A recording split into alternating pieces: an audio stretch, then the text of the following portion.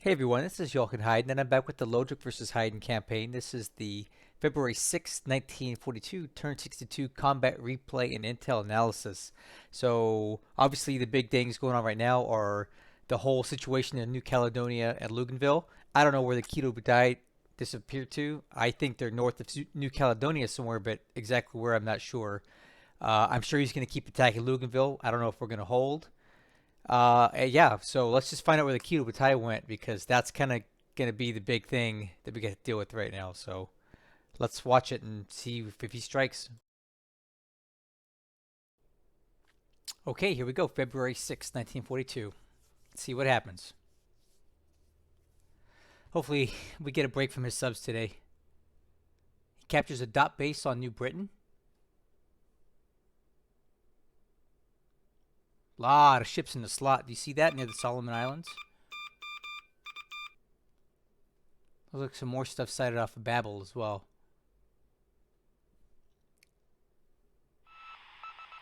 Come on, come on, come on, come on. Mark 14 curse strikes again. Look at this. Look at. Come on. Oh, come on. Something's got to hit here. Look at this. Look at this. Okay, so we fired like 10 torpedoes at this thing, but they either missed or hit but didn't detonate. So now the ship is using the deck gun on the surface, and we're still missing torpedoes. This is crazy. Look at this. Oh, this is so frustrating. Look at how many torpedoes we fired. The poor captain of the Swordfish was getting so frustrated that he fired every torpedo he had on board just out of spite, and none of them worked. So now we're using the little puny deck gun, and I doubt it's going to do enough damage to really sink the ship.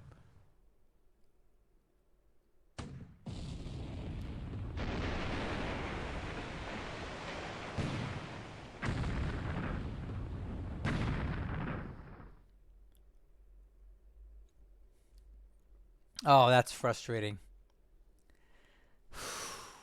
We'll have to look and see how many torpedoes the Swordfish has left, but I don't think he's got hardly any. We fired like 10, 12 torpedoes at this thing. Half of them missed and half of them failed to detonate. That is frustrating.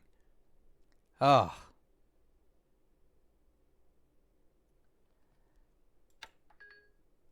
Oh.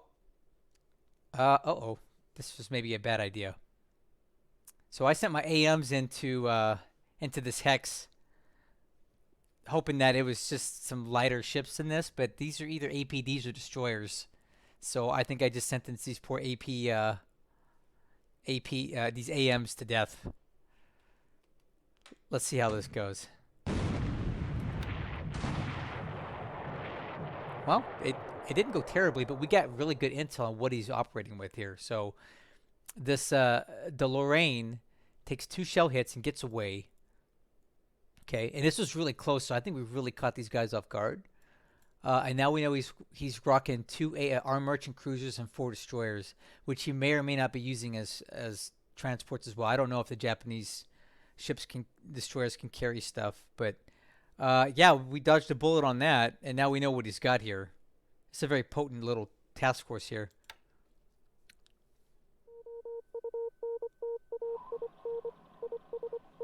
Oh, so this is us attacking RO-65. And we're getting hits.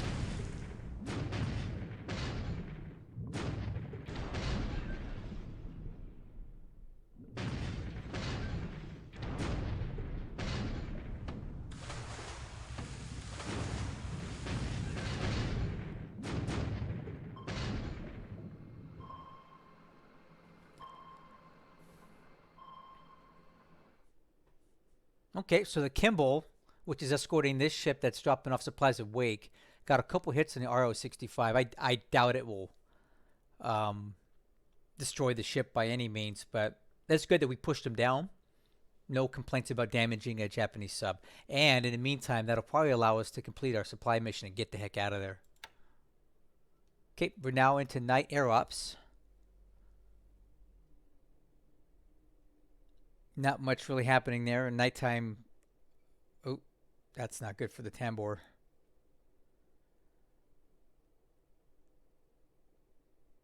Oh, he's back in. I called it. Remember, guys, I told you that that task force in the Celebes Sea was probably these guys? Well, here it is. So we're going to find out exactly what he's operating with here. Look at that. Wow, this is a major force. Okay, so now we know what all four of the... This is really good intel. All four of his Congo-class battleships are in one task force, grouped together, uh, bombarding Butuan. So we know that they're not down in the south, and we know they're not in the Indian Ocean. That's really good intel. And it also got the Kinagasa and the Aoba. And we take some losses here, but you know we can. It's not gonna slow us down that much. And now we know where he's at. And these guys are basically out of ammo now, so they're gonna have to go and rearm. That buys us time for the next place they're gonna go.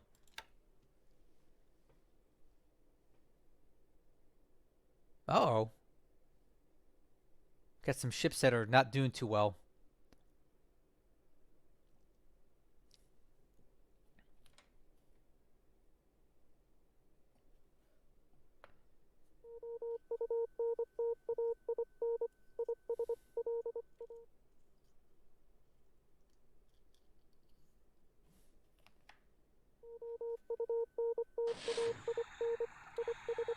Okay, so this is a task force off of Sydney, and it looks like our escorts are getting the better of this guy. He missed a shot, and now we're going to attack him. RO-62.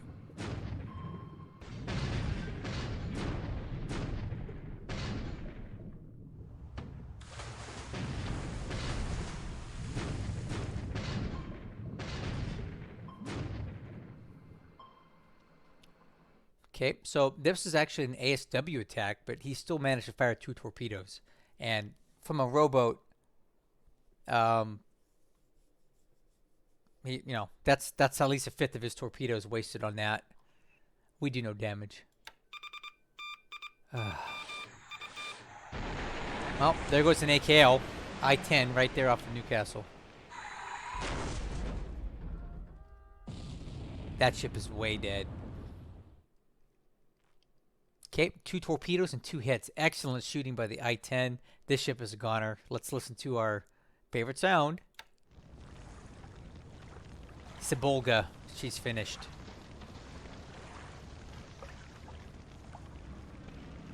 Okay, this is kind of what I was expecting to see here. Look at this. Oh. Oh. We have some activity out here.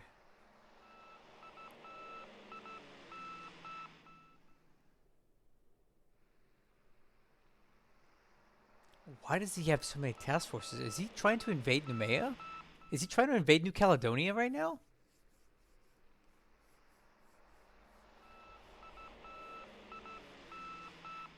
I knew that his carriers didn't leave. I knew it. And sure enough, they're exactly where I said they would be, north of New Caledonia.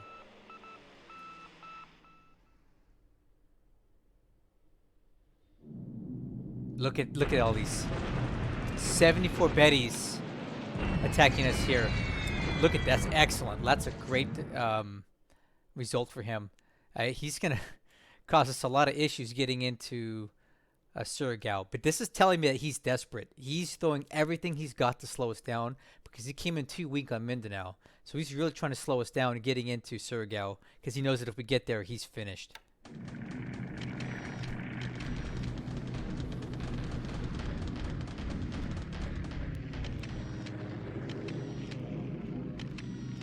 Okay, we got the daily raids over Changsha, but these aren't going to hurt us much because the weather there is really bad for bombing.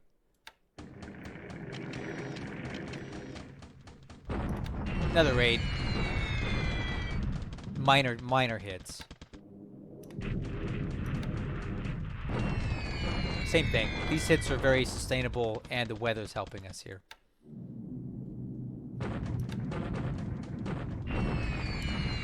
Rinse and repeat.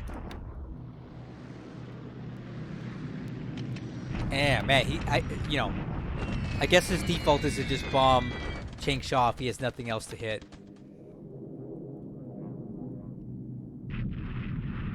Look at this. Looks like we spotted something here. It just confirms my theory, right? So he does have something in this hex. We were correct. That he has something moving into Sion. So I sent these B-17s to bomb blind, and sure enough, we found a Mongol cavalry division, and hopefully this knocks them out of their move mode and slows them down just a little bit and buys us some time to evacuate. I knew it.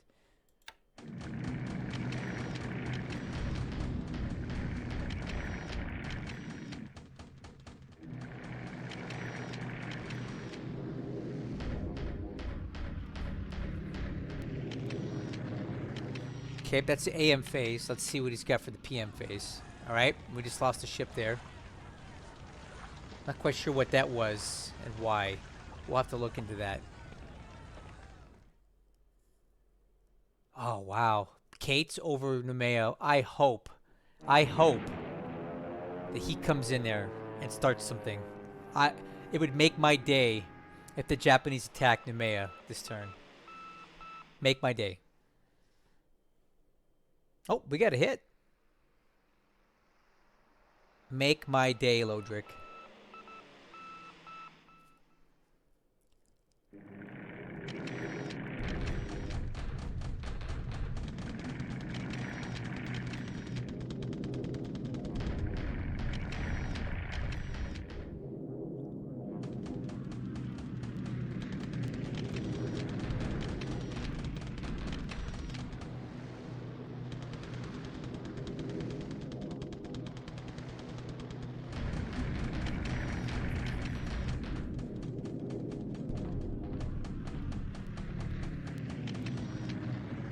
I'm waiting for it. Yes!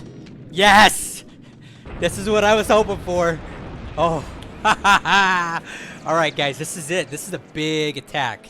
Okay? There's a lot at stake here. I have a lot of ships in Noumea, so, like, we must win here. Okay. Let's fast forward. Watch the animations, and let's get to the end of this. This is going to be wild. Oh, a lot of them got through. Dang it. A lot got through. This is gonna be bad. Yeah, pretty bad. Oh. Well, maybe I didn't have enough fighters up. Here's the losses. Okay. We destroyed a ton of aircraft here. A lot of Vals, a lot of Kates, some zeros. Very few losses to our own aircraft. But this is probably where we're gonna take a lot of damage here. Yeah. So, the Northampton, the Chicago, the Perth, the Chester, and the Achilles all took heavy damage. We may lose the Northampton. We may lose the Chicago. I don't know. We may lose 3 to 4 ships here on that raid. Maybe I did not put enough aircraft up on cap, but we had a lot, and we did severely damage his strike aircraft here. Typically, these underestimate. When we see the actual turn file, I think we'll find that he lost way more than this. And we lost almost no aircraft, but the trade-off was we lost a lot of ships. Now, I had sent them back to Luganville and told them to disband when they got there, but they probably ran out of what do you call it? They probably ran out of ops points to disband into port. If they had done that, we wouldn't be talking about this right now. This was a shipping attack. This wasn't a port strike. These guys were still in a task force in the port. So expect some losses here. Unless Allied damage control continues to be legendary. Okay, that's it for the airstrikes. Okay, that's down. Definitely in a sustainable loss. That AM wasn't overly important. That's not good. It does seem like the Northampton's going to sink at some point.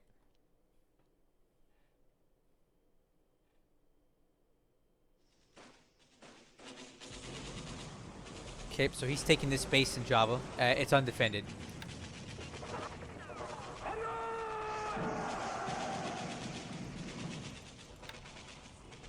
Okay, the daily Japanese bombardment nonsense at Changsha, so we'll just have to ride through this.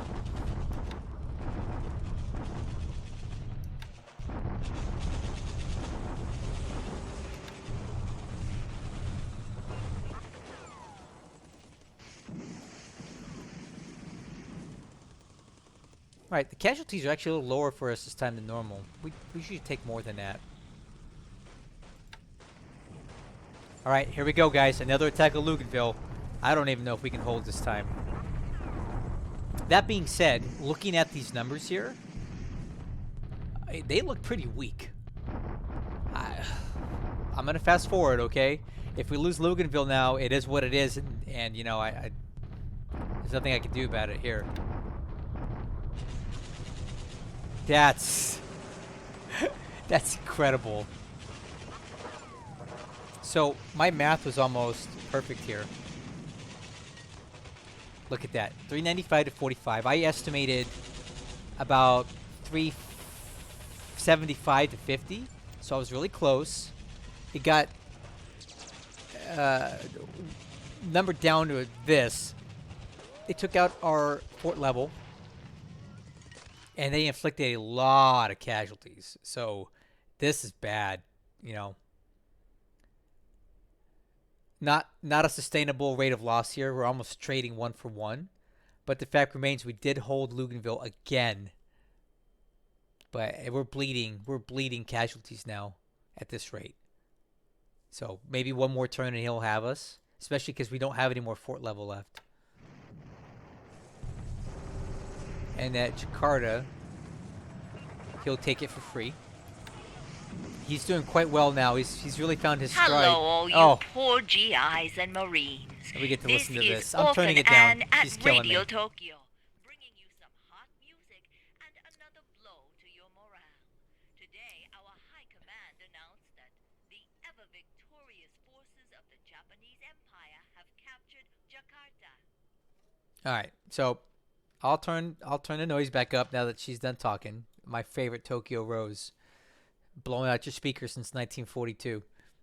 So we lost Jakarta.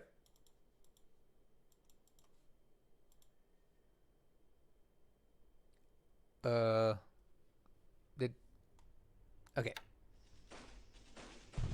And at Banjarmasin, he will take that.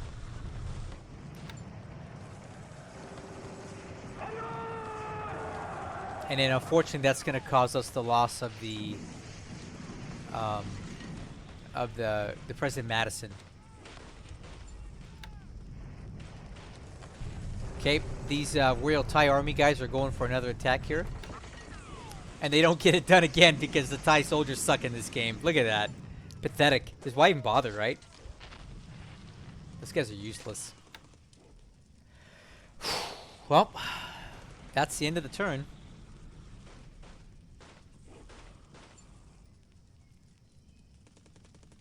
Got some forts coming up here. We got an airfield in Kumak as well. Luganville forts back up to 1. That's always a good thing for us. Although there's probably nobody left to man it.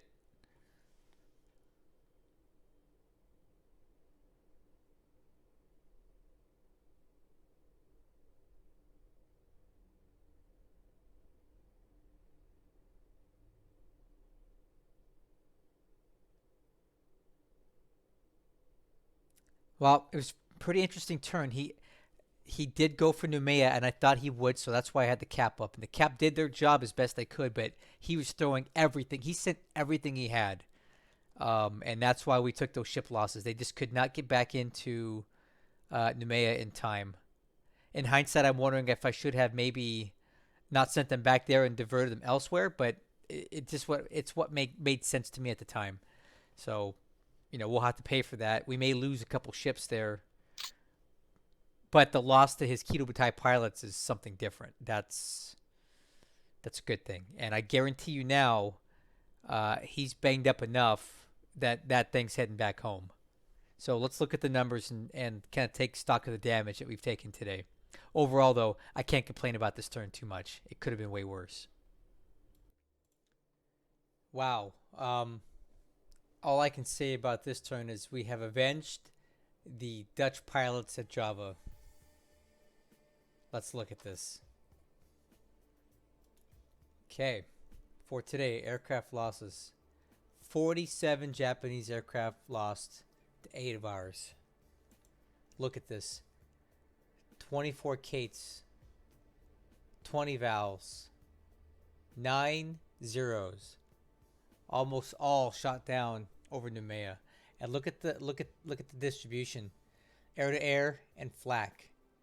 Very few ops losses, which means these pilots are gone. So he lost a lot of pilots today. A lot of good pilots. In exchange, we trade 3 P-40Es, some P-26s, which I'll explain in a little while. This is actually kind of funny. 2 Jakes, which I think were both shot down over Noumea doing recon. We lose a PBY-5 and 1 P-40B. And I gotta tell you what, these P-40Bs have been my saving grace this campaign. And we're losing so few of them because they're so good. Alright, see that? So, out of the 8 aircraft we lost today, look at our pilot losses. 0 KIA, 0 MIA, only 2 wounded. Ain't that something? Of all that crazy combat over Noumea, we only have 2 wounded pilots. And if you look here, we have a new ace. First Lieutenant Lopez is now an ace. And when we go to the ops report, we can see where he gets all these kills. So now, for this campaign, we have 1, 2, 3, 4, 5 total aces with a bunch of other ones getting ready to rank up here. So if we take a look at the wounded pilots here, you can see that all the wounded pilots we're showing in the group pool are coming back. Okay. Looking at reserve, we do have 1 Chinese pilot that will not be returning. So we'll go ahead and retire him now. But overall, we're getting a lot of our wounded pilots back. It's really good. Really good stuff. All right. Continuing on. Looking at the total aircraft loss points, Lodrik is quickly losing his advantage on us.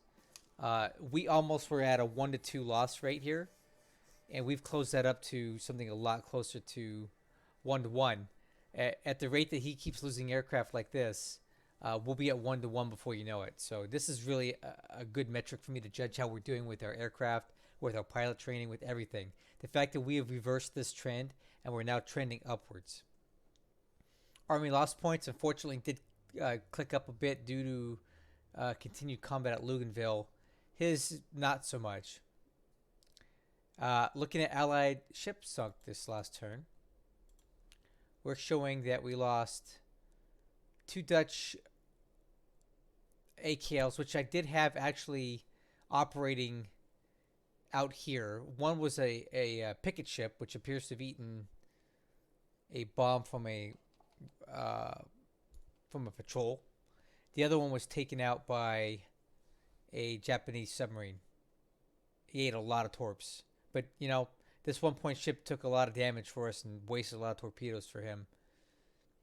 We lost a Butai, which, looking at the ops report, appears to have just been mercilessly attacked by patrol aircraft from his carriers. It just kept eating bombs. So I don't believe it actually got caught up in the attack with the heavy cruisers and stuff. But we lost it. Here, we're showing that the I-174 potentially sank near Torres Island, which is north of Espiritu Santo, which I actually believe this to be true.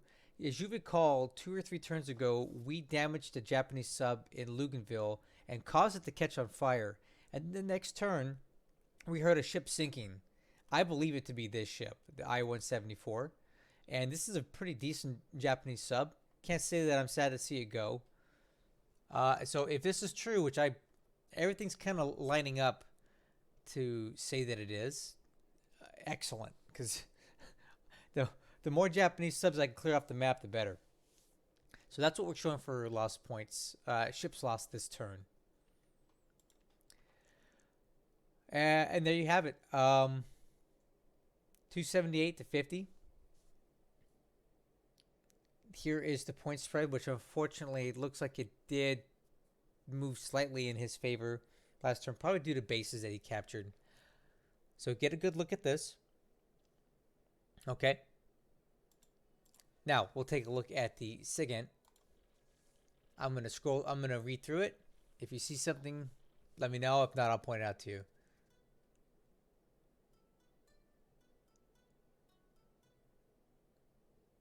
Okay, so he's got a ship moving to Rabaul with a Air Force company.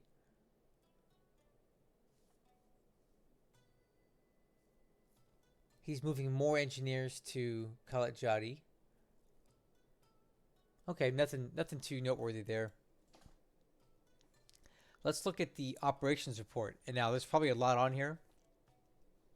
I'll do my best to go through it. I'll point out anything that looks good.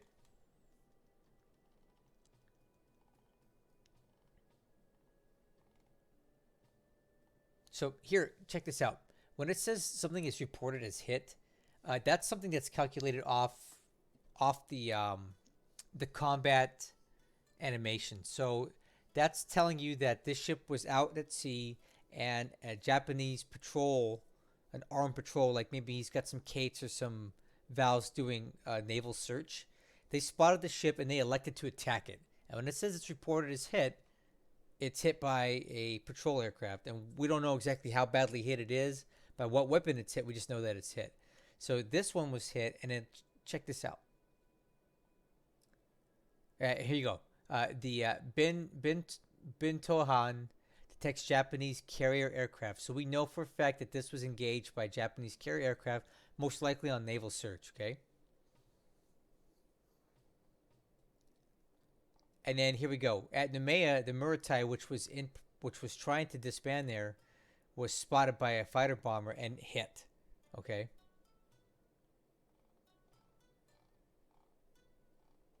And there it is. Whatever hit that ship earlier sank it. And then once again, the Butai is hit twice more by presumably patrol aircraft. And we hit one of his later on. And right about here is where the combat actually starts. So this is where we get Lopez becoming an ace. Okay, so apparently he came into this battle with 2 kills already, and he got an additional 3 here, which made him his ace. That's pretty cool.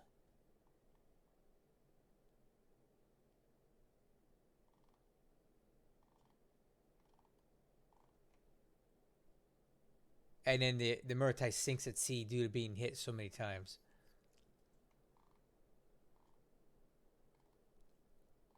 As you can see here, we're going to have 12 more B-17s coming on board. And I'll explain why in a little bit. Get some more P-40Bs coming in as replacement aircraft.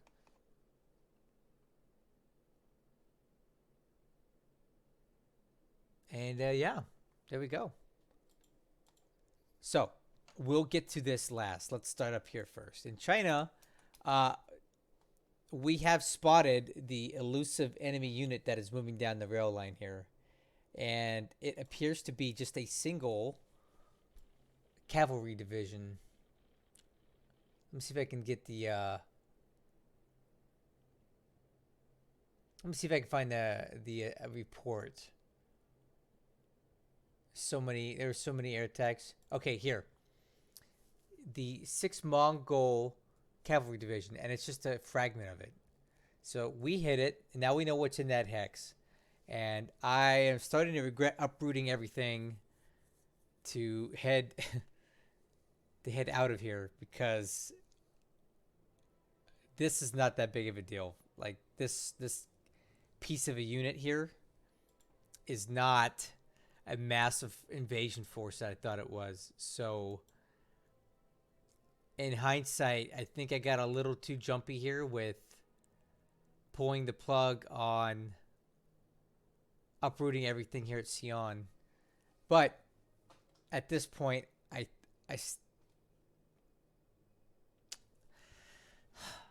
don't know what to do. I'll have to think this over. We may want to just go ahead and stop this withdrawal and remain in place, because if I know that I can in fact hold Sion, and I certainly can against this, it may not be necessary to disassemble everything, because as long as Lanchow and Xi'an are open, we are getting a lot of supply and fuel out of these. So taking these out of the equation is taking away a supply source for us. And if it's not really necessary right now, then I think I need to calm down a little bit and just kind of settle back down, reinforce Xi'an a bit more, get more AV in here. Okay. In case he does bring a little bit more, we do have size 3 forts here, which we can continue to build, right? The terrain is no good at clear, but if we put, 800 AV here, it will easily repel a force equal size or slightly larger. And I don't think he's got that much spare AV right now with the way he's distributed. So I will take a step back here and reevaluate, and maybe we can go ahead and put a big old pause on our plans to pack up shop and fall back hard into, the central plains here. So I should have maybe done what I just did this turn earlier, but this is what it is. And, I overreacted, but at least it was in the best of interest of everybody, right? Nothing new happening in the center, except that this unit has finally cleared out of here. So this is actually really cool. We've gone from here all the way down to here now. It's taken us 2 months, but we are well on our way rescuing this unit. And now we're on roads again. So the plan is to continue having this unit work its way down here and come in from behind, right? And reinforce Pinxiang and just kind of get back into the fold. That'll give us another 8,000 troops to play with that we didn't have. And, it didn't really cost us much to get them out. So overall, I stand by my statement that the way I executed the evacuation of China was well done. We saved thousands of troops from being cut off and killed. We damaged Lodrik heavily on the ground here, so there's nothing but wins here for us, and I'm really happy about that. So over here in Burma, we have nothing new to report here. Still no sign of Lodrik's ground troops. I don't know where they're at and what they're doing, unless this here is something more than what it appears to be, like an invasion force. But I don't see it. Well, we'll get some good recon on here soon enough and get an idea of what this is. But as far as Rangoon is concerned, we're still unloading supplies. He's moved far enough away from the coastline here now to join these two units up that we may be able to actually start getting convoys in here again, because he's too far to react, right?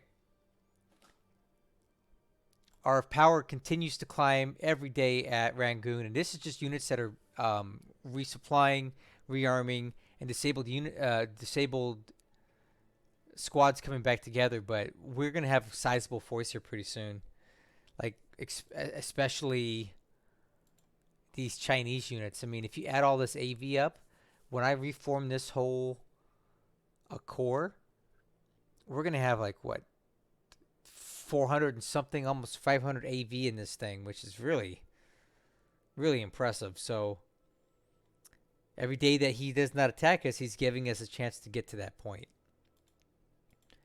I don't know if you noticed this, but we just captured, or we're about to capture, Rahang airfield. And honestly, this is such a baffling thing to me. I cannot understand it or comprehend why Japanese troops are not all over this place yet. Even when I played my AI campaign, by February, I had this base built up to a size 5 base with tons of troops and tons of engineers in there, because I intended to use this to power project towards Rangoon. I don't know how you can sustain a proper air war against Rangoon without these bases being fully built up, and there's no sign of Japanese troops in this area. We have, look at this, we have recon on these things, right? They're not here. Where are Lodrik's troops from Singapore? Where are all the troops that are supposed to be taking Burma? I am just completely baffled by this. So just in case, I am going to start sending a unit down this road again, maybe to here, as a tripwire to see if he's actually working his way up a road that I can't see. But this is really startling to me that we're about to capture the space next turn unopposed. If you guys have any theories as to why Lodrik is not in Thailand preparing for a massive invasion of Burma, by all means let me know, because I don't I don't understand it. I don't know where he went. So the situation out here in the Bay of Bengal is quite spicy at the moment. So this is Lodrik's beaten and battered carrier task force, which was down about here a turn ago. They've since moved over here because I whipped them over the skies of Colombo. But why he's not just falling back to rebuild these fighter squadrons, I don't really know. Like he's just kind of huddling up here, and I don't know if he's trying to. Uh, okay, again, help me understand what he's doing here. If I were him, I'd get the heck out of Dodge. But he's just staying here in the Bay of Bengal.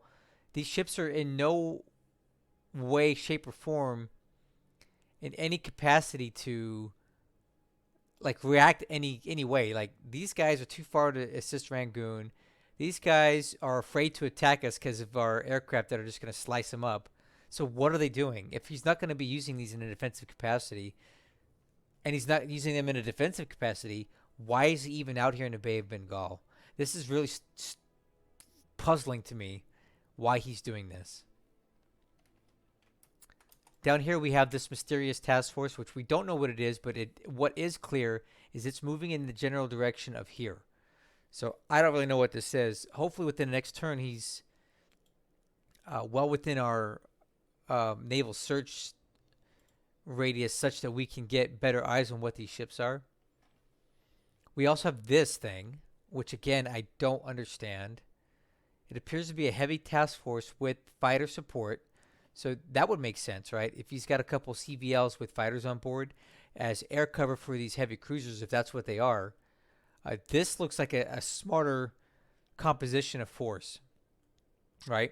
Because these cruisers can go raiding through here, and if we try to send our strike aircraft after them, it's got some built-in cap. So I get what this is. This I don't get. I don't know what he's doing. And last turn, this poor guy, the Deloraine, got into a shooting match with these guys, which we now know are 4 destroyers and 2 armed merchant cruisers. So we're going to fall back into Oosthaven. And it looks like we may have a fight on our hands when we get there. He's got something into this port. I think it might be a minesweeper of some sort, but we're going to go in there and try to engage it. I'm hoping it's just an armored, like a coastal minesweeper or something like that. In Java, he's got lots of troops on here now. We've probably got over 100,000 Japanese troops on Java, and he's doing a pretty decent job rolling up the south here, right? Obviously, Surabaya is a smoldering ruin, and it's completely wrecked, so whatever about that. But he did capture like Tejupo. It's got some oil. It's fine. Refinery's intact. He's capturing these bases here. He's well on his way to Jilitjap, and once we lose this base, that's going to really be a big blow to our forces here, because this is one of our major bases that we use for aircraft. We're going to have to pack everything back into Bandoang. But if you look in here, he's got more troop ships coming in. I don't know if they're dropping off or picking up, but the conquest of Java is doing just fine for him. He also captured Jakarta and Buitenzorg, and pretty soon he's going to be in Batavia. One thing I didn't realize before, which somebody pointed out to me in my Discord, which I'm grateful for, is that even though he's cut off the supply lines to Batavia, this base makes its own supply. It's got industry. See that? It's got heavy industry and light industry. These things produce supply. And we have fuel there to keep the heavy industry going for quite a while. So, yeah. We're self-sustaining in Batavia for quite a while here. So between Bandoang and Batavia, we have enough supply to last a while. So I'm looking forward to some ground combat here soon. I think the guys in Batavia are going to do a fantastic job. We have good AV. We've got good terrain. We've got forts. He can't bombard us here because of the mines. It's going to be good. And then Bandoang's going to be good when he eventually goes for it. down here in Australia, it's super quiet. It's eerily quiet, right? We're finally sending out some convoys back out after unloading so much fuel and supply at Perth, which is definitely making its way to the other side of the island. Okay.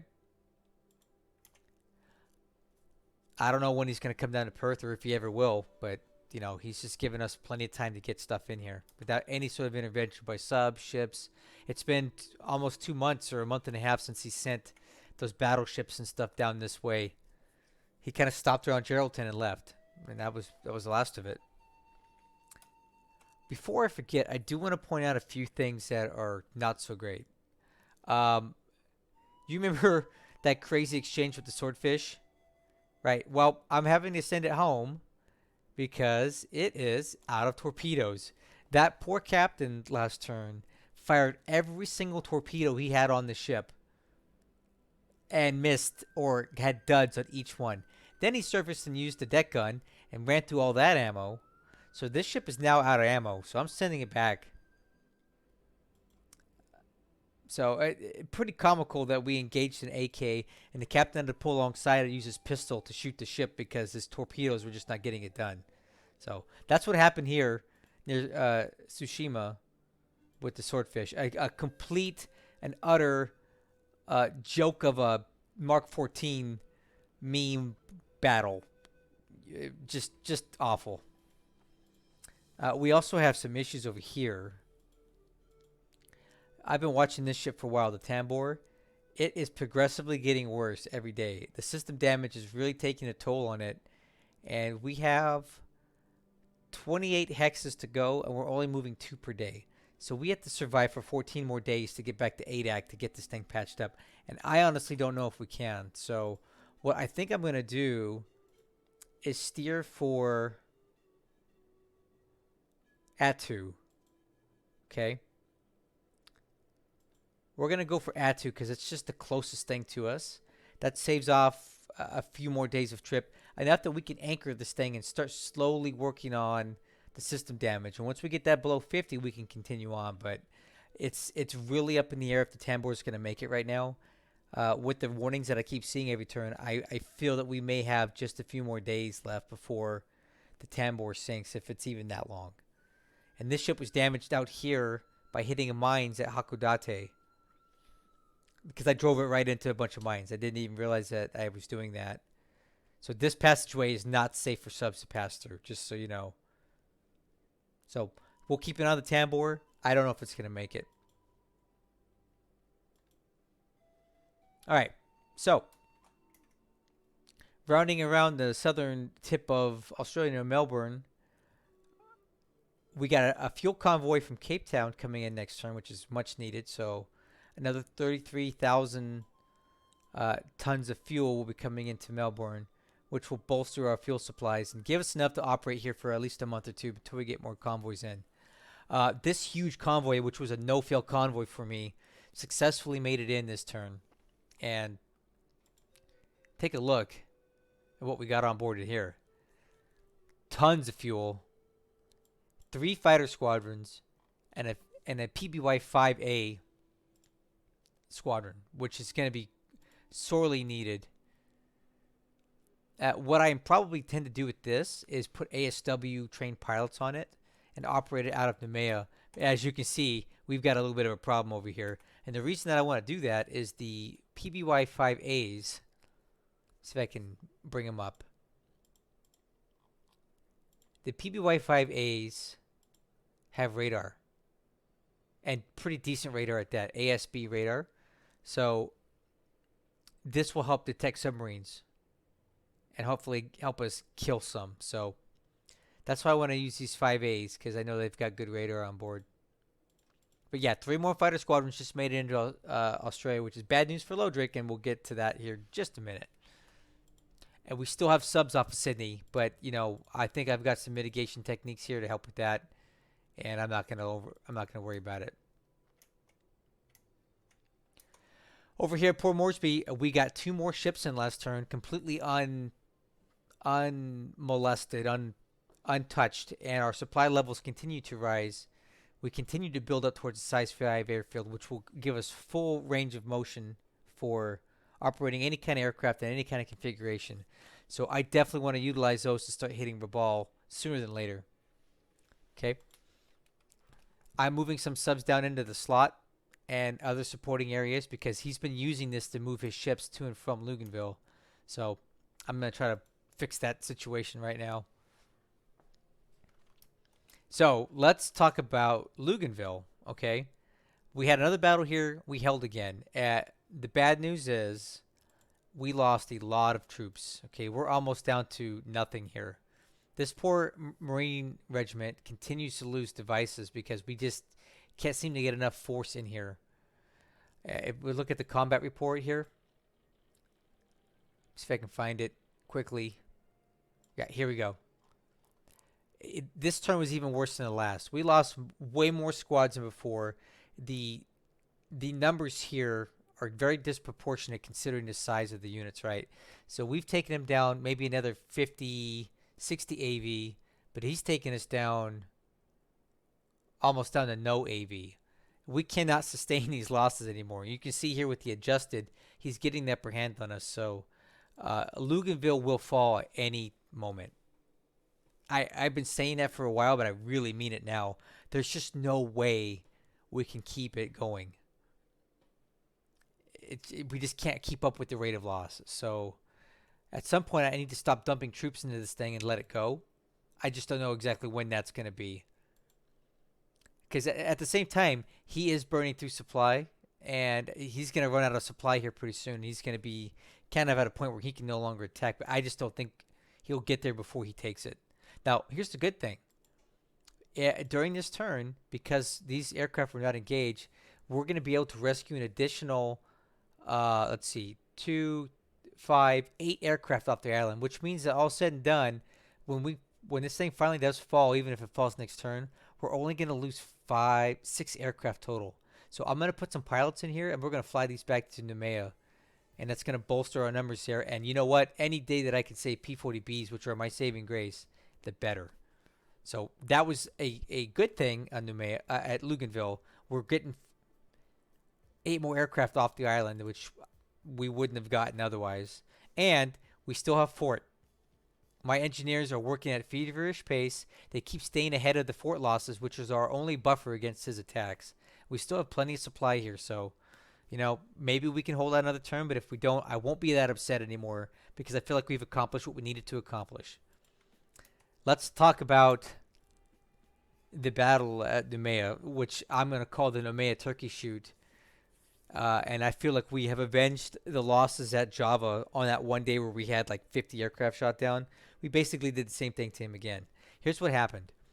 All of my ships from Luganville full sped down to Noumea, but they did not disband during the turn. I had asked them to do it, and they did not. Probably due to insufficient ops points after the long drive back. So, just like I told you, I almost pointed to this exact same area. Lodrik's carriers were hanging out here, just like I thought they were. And they have now shown up right here. Okay. So, they were set to naval attack, not port strike. Because the ships were in port here, they went all for it. So it's kind of a blessing and a curse that the ships were there because, one, I don't know if he thought that he would catch them there or not because he was not set up for a port strike. He was set up for a naval strike. And our ships there attracted the entire brunt of his force. And this might be quite possibly the largest raid we've seen to date. This may have been our biggest air battle ever during this campaign. If you guys recall seeing bigger numbers in this, let me know. But here we go. 170 some odd aircraft were committed to this attack. 170 aircraft. That's almost all of his aircraft in that task force. Okay. These are the losses, and typically these are underreported by a factor of 2.5 to 3, and it's consistently every turn that I see that. Unfortunately, we have a lot of ships that were damaged. Some that were damaged so badly that we're going to lose them, and I'll show you those right now. So, everything has since disbanded in port, but this is what we're dealing with. The Chicago and the Northampton are going to sink without question. Their fire damage is too high. The system damage is too high. I don't I I don't see how, even with allied damage control, how these ships can be saved. The fires are just too high. So within a turn or two, these will burn down and sink. Okay. So what we need to do, first of all, is get these aircraft off before they go down with the ship, right?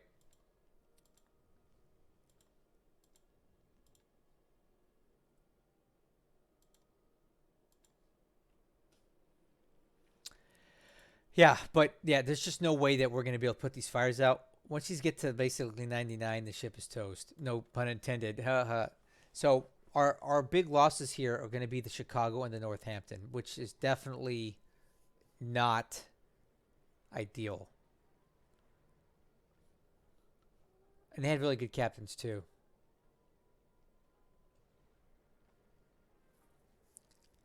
So both of these are interestingly Northampton class cruisers, and we can write these off for dead.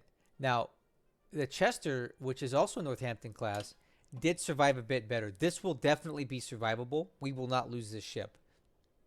We'll be able to dock this in the port, put the fires out, get the system damage reduced a bit, and we can sail this back down to either Brisbane, or more than likely it's going to be Sydney for permanent repair. Okay. The Achilles and the Perth were also damaged, and this is not the first time the poor Perth has been heavily damaged by air attacks. This is the second or third time. But these fire levels are low. We don't have anything in the red here. So these two ships, the Achilles and the Perth, are salvageable. I believe these both to be Leanders, right? They're salvageable. Sorry, I had to yawn. It's getting kind of late here. So the losses are going to be the Chicago and Northampton. Now, was that enough of a trade? I don't know. I always like killing Kido Butai pilots for sure, but we're just a little short on heavy cruisers out here right now, and I don't have enough of these to continue losing like this. So I am upset about the loss, or the potential or most probable loss, of the Chicago and Northampton. Both of whom sank during World War II. The Northampton was sunk at the Battle of Tassafaronga, and the Chicago was sunk at the Battle of Rennell Island, or right. So both of these were lost several months later in the war, on or in around Guadalcanal. So it's not like they figured to last anyway. But to lose them in February is a bit of a blow. We're never going to get a chance to engage surface targets, which I was hoping they would. So this is the damage. This is what the Kido Butai traded 50 aircraft for. Okay, this here. What is concerning to me is these aircraft numbers. That's a lot of aircraft left. I don't know if this is accurate or not. I would think it isn't after the shellacking that we gave them, but maybe this is the bulk of the Kido Butai is actually here, which is really surprising because I thought he had at least 3 carriers here.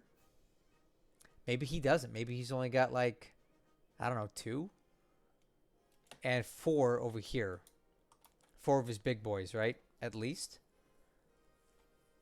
But that's still a very potent and sizable task force here.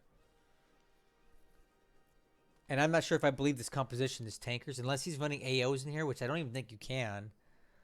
And we also have this spotted, which is some other task force with 6 ships in it. I don't know what they are. I'm hoping that it's not some sort of additional invasion force for New Caledonia. There's just no way he can have this many spare troops to be sending out right now. It's crazy, right? He threw so much into Luganville. Is he even possibly trying to go for Kumak? I don't know what this is. So I'm hoping it's just something where he's exchanging ships or sending something back, but it's moving southeast, which is this direction. And I just don't know what it is exactly that that he's sending towards us.